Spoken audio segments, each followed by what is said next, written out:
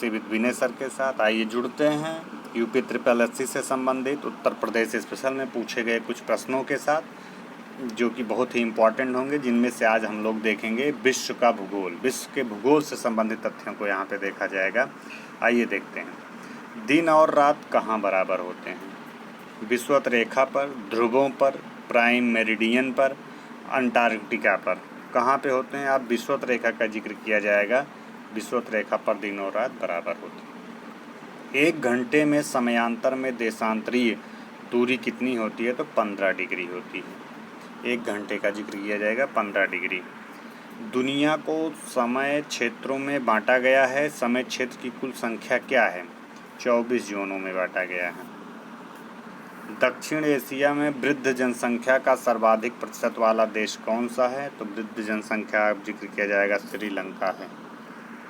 निम्नलिखित देशों में से किसकी जनसंख्या सर्वाधिक है? जो इसमें है बांग्लादेश, ब्राज़ील, जापान, तो इंडोनेशिया। इन सब में इंडोनेशिया की है।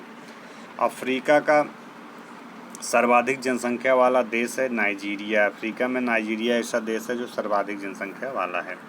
एशिया के निम्नलिखित में से किस देश में प्रतिवर्ष जन्म की अपेक्षा मृत्यु की संख्या अधिक देखी जा रही है? जापान में। विश्व के सबसे अधिक जनसंख्या वाले देश 10 देशों में एशिया में हैं 6। निम्नांकित में से किसमें मुसलमानों की जनसंख्या सबसे अधिक है? तो मुसलमानों की जनसंख्या का जिक्र किया जाएगा। इन सब में जैसे बांग्लादेश, पाकिस्तान, ईरान और इंडोनेशिया में लिया जाए तो सबसे अधिक इंडोनेशिया में है। आइए अगला क्वेश्चन देखते हैं।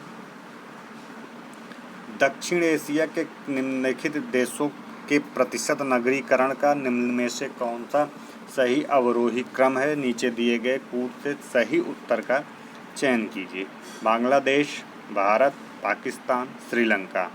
इनमें क्या बनाएंगे आप? पहला बनाएंगे पाकिस्तान, दूसरा भारत, तीसरा बांग्लादेश, चौथा श्रीलंका हो जाएगा। ऑप्शन नंबर बी सही होगा। उस सबसे बड़े देश का नाम बताइए जिसकी सीमा में एक भी नदी नहीं बहती है। सऊदी अरब ऐसा देश है जिसकी सीमा में एक भी नदी नहीं बहती है। डेन्यूब नदी का उद्गम किस देश में है? डेन्यूब पढ़ोगे तो जर्मनी में है। डेन्यूब कहाँ से निकली है? डेन्यूब नदी जर्मनी से निकली है। कौन सी नदी पूर्वी चीन सागर में बहती है? मेकांग, पर्ल, गंगा, यांगसी, तो यांगसी का जिक्र किया जाएगा। निम्न में से कौन सी नदी विषुवत रेखा को 2 बार काटती है? कांगो नदी 2 बार काटती है। पृथ्वी पर कितने प्रतिशत ताज़ा जल उपलब्ध है? तो 3% ताज़ा जल हम लोग प्राप्त करते हैं। निम्नलिखित में से कौन सा सतह पर जल संसाधन का एक उदाहरण है? तो झील है। क्या है? झील है। निम्न में से कौन मीठे पानी का सबसे अच्छा स्रोत है? तो महासागर हो गया, सागर हो गया, खारा पानी। तो नदी जो है मीठे पानी का सबसे अच्छा स्रोत है। आइए अगला क्वेश्चन देखते हैं। यूरोप में उच्चतम पर्वत शिखरों में से एक माउंट एल्ब्रुस कहाँ स्थित है? माउंट एल्ब्रुस का जिक्र किया जाएगा। ब्रुस रूस। देखिए रूस आ रहा है तो रूस लगाइएगा पढ़ के। कौन सी पर्वत की चोटी पृथ्वी के केंद्र से दूरतम बिंदु पर है? तो ये माउंट चिम्बराजो जो है पृथ्वी के केंद्र से दूरतम बिंदु पर है।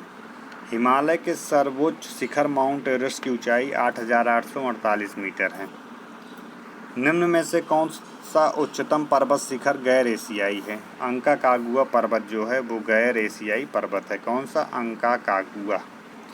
विश्व की सबसे बड़ी पर्वत श्रृंखला कौन है? पर्वत श्रृंखला का जिक्र किया जाएगा तो एंडीज है विश्व की सबसे बड़ी लंबी।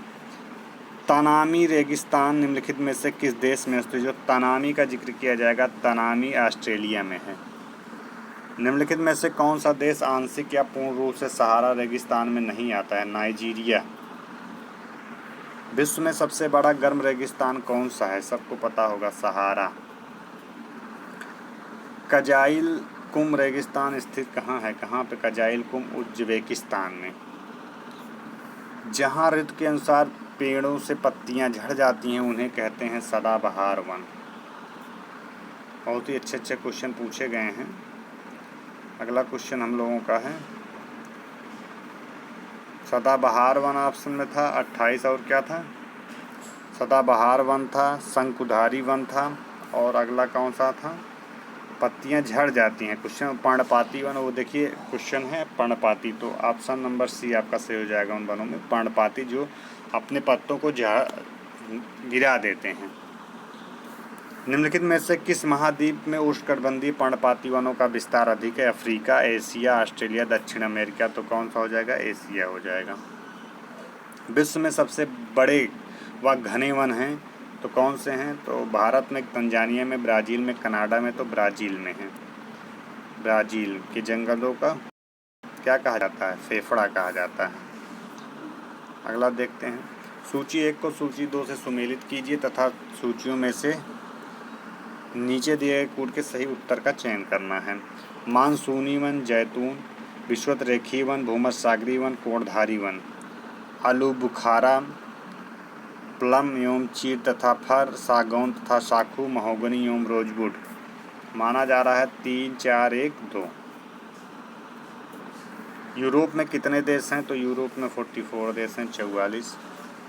निम्नलिखित देशों में से किसकी सीमा अफगानिस्तान से नहीं मिलती है? उज्बेकिस्तान, तजाकिस्तान, रूस, तुर्कमेनिस्तान। तो रूस है, अफगानिस्तान से नहीं लगती है। निम्नांकित अफ्रीकी देशों की दक्षिण से उत्तर की ओर सही क्रम बताना है। नाइजीरिया, दक्षिण से उत्तर का जिक्र किया जाएगा। नाइजीरिया, दक्षिण अफ्रीका, तंजानिया, अल्जीरिया। अगर देखोगे दक्षिण अफ्रीका का जिक्र किया जाएगा, आप देख ही रहे हो नीचे है मैपिंग में, वर्ल्ड मैप में जाओगे तो पहले दक्षिण अफ्रीका मिलेगा, फिर आपको तंजानिया मिलेगा, नाइजीरिया मिलेगा, अल्जीरिया। दक्षिण से उत्तर का क्रम, इस तरह से क्रम। निम्नलिखित में से कौन से देश स्लोवाकिया के पड़ोसी देश हैं? दिया है सर्बिया, चेक गणराज्य। और ऑप्शन देख लेते हैं हम लोग। सर्बिया हो गया, चेक गणराज्य हो गया, हंगरी हो गया, ऑस्ट्रेलिया हो गया। हंगरी हो गया और ऑस्ट्रेलिया हो गया। क्वेश्चन में निम्नलिखित में से कौन से देश स्लोवाकिया के पड़ोसी देश हैं? जैसे सर्बिया दे दिया, चेक गणराज्य दे दिया 34, 35 में हंगरी दे दिया, ऑस्ट्रेलिया दे दिया। तो दूसरा आ जाएगा, तीसरा और चौथा हंगरी, ऑस्ट्रेलिया, और उसमें कौन सा ऑप्शन था? सर्बिया छोड़ के चेक गणराज्य हैं। ऑप्शन नंबर आपका सी हो जाएगा। निम्नांकित में से कौन स्कैंडिनेवियन देशों के समूह में सम्मिलित नहीं? बहुत बार क्वेश्चन पूछता है स्कैंडिनेवियन, तो फिनलैंड है, ये जो डेनमार्क है, नॉर्वे है, स्वीडन है, लेकिन फिनलैंड क्या है उसमें शामिल नहीं है स्कैंडिनेवियन में। अफ्रीका का सींग ने किसे सम्मिलित नहीं किया? हॉर्न ऑफ अफ्रीका कहा जाता है। सींग का मतलब ऐसे आप अफ्रीका का जो ये इस तरह से भाग बना है उसका जिक्र किया जा रहा है यहाँ पे, सम्मिलित नहीं है पूछ रहा है। इथोपिया है, सोमालिया है, इरिट्री है, लेकिन सूडान नहीं है। ऑप्शन नंबर डी नहीं है। अफगानिस्तान की सीमा उभयनिष्ठ नहीं है, रूस के साथ उभयनिष्ठ नहीं है। किसी क्षेत्र की औसत जलवायु को जानने के लिए निम्न में से किसका योगदान नहीं होता? वर्षा का, वायु की गति का, वृक्षों की संख्या का, आर्द्रता। तो वृक्षों की संख्या का योगदान, संख्या का जिक्र नहीं किया जाएगा। अक्षांश का एक वृत्त जो पृथ्वी की भूमध्य रेखीय सतह से 52 डिग्री दक्षिण में है कहलाता है, क्या कहलाता है? 52वां समांतर दक्षिण कहलाता है। शरद, विषु, रात, दिन बराबर होते हैं 2019 में डॉट को कब? 23 सितंबर को। कब? 23 सितंबर को बराबर होते हैं। ग्रीनविच मीन टाइम से भारतीय मानक समय कितना आगे है? सबको पता होगा, 5.5 घंटा।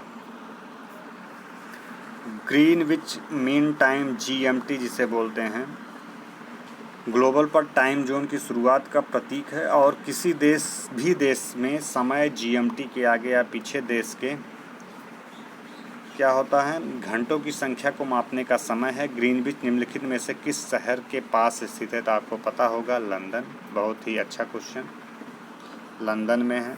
कर्क रेखा कहाँ से गमन करती है? भारत और सऊदी अरब से गमन करती है। एक अक्षांश डिग्री लेटीट्यूड जिसे बोलते हैं कितने किलोमीटर को दर्शाता है? तो 111 किलोमीटर को दर्शाता है, बहुत बार पूछा गया है।